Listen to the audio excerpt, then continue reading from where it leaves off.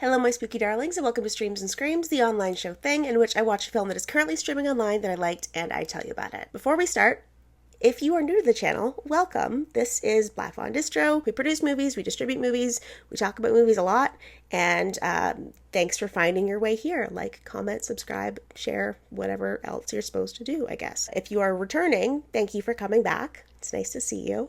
And yeah, let's talk about some movies. Today, I am going to be talking about a film that is available currently. It's a new one. One that I was kind of not really sure if I was super stoked to watch it, just for no particular reason. And then I kind of heard a little bit more about who's involved and what it was, and I was like, all right, sign me the hell up. So today I'm talking about Predator, Killer of Killers, which is on Disney+.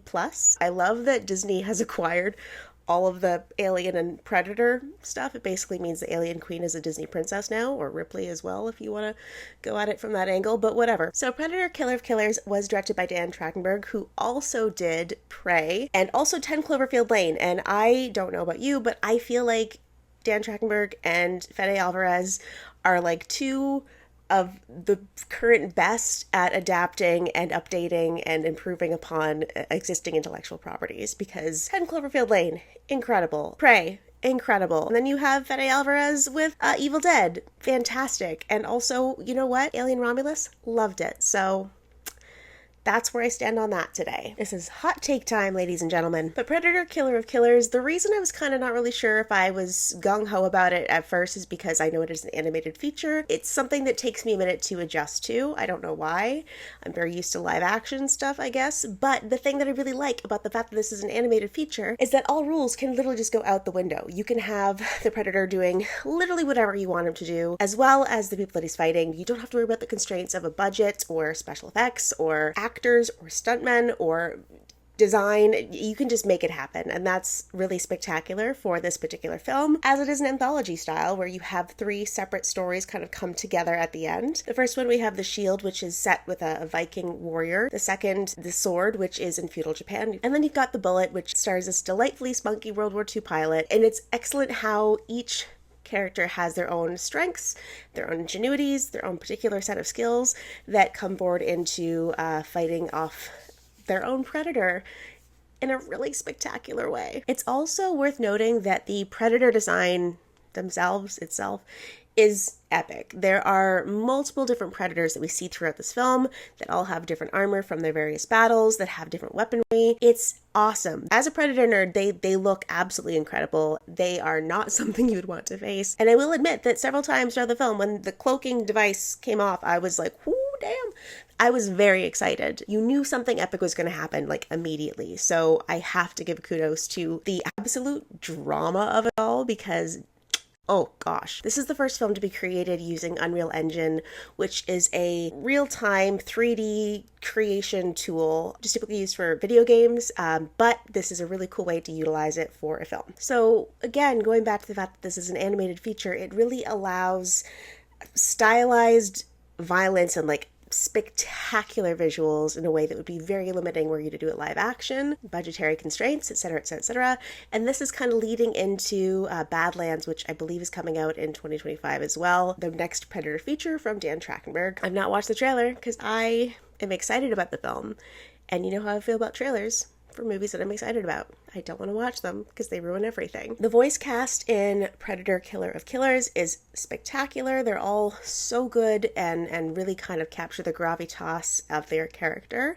There is also a special voice character feature for Michael Biehn, who now has joined the ranks of someone to be, spoilers, killed by a predator, an alien, and a Terminator. So congratulations, Michael Biehn. You're amongst good company, joining Lance Henriksen and Bill Paxton as now the third person to be confronted by all three baddies. Kudos to you, sir. So the visual style of this film did take me a little bit of time to adjust to, just because, again, mentally I don't watch a ton of animation or anime.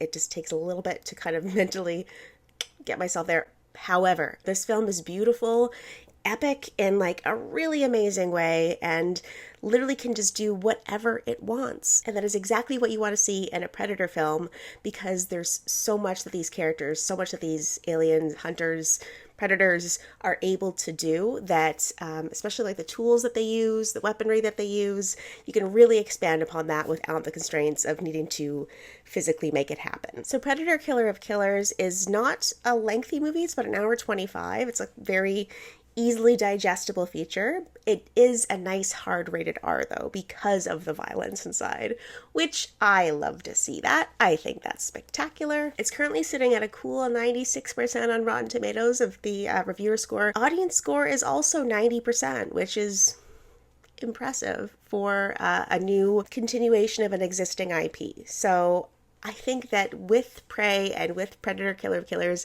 Dan Trachtenberg has really shown that he knows what he's doing with this character. He knows how to make this concept really freaking cool by pulling it outside of, you know, future endeavors and future encounters, and instead bringing it back to periods where they really are the best fighters out there. And that is such a cool concept.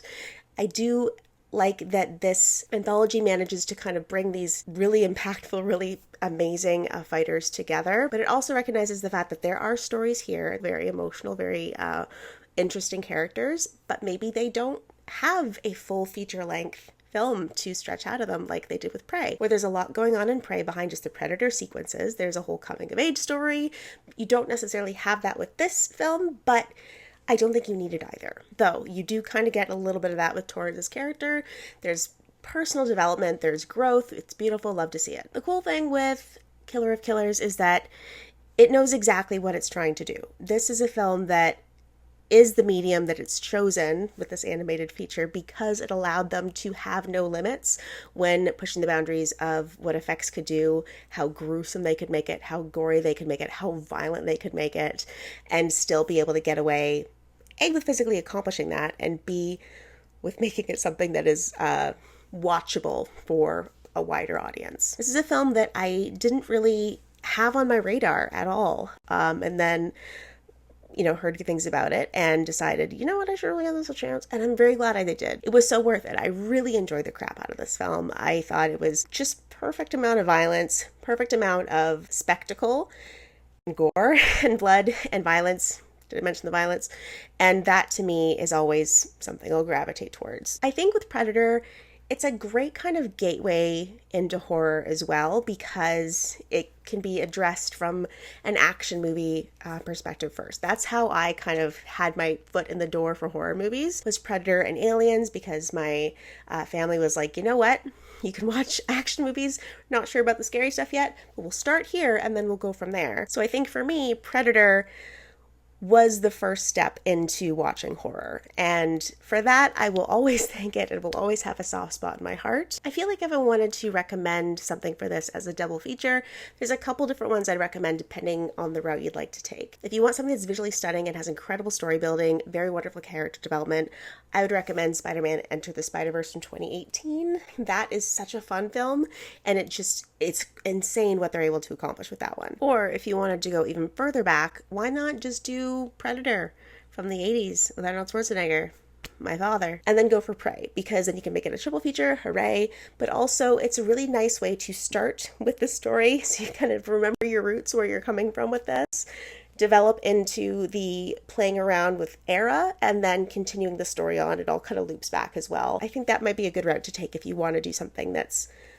a little bit more involved in the Predator realm. So thank you for watching. Thank you for your time. I hope you enjoy, and goodbye.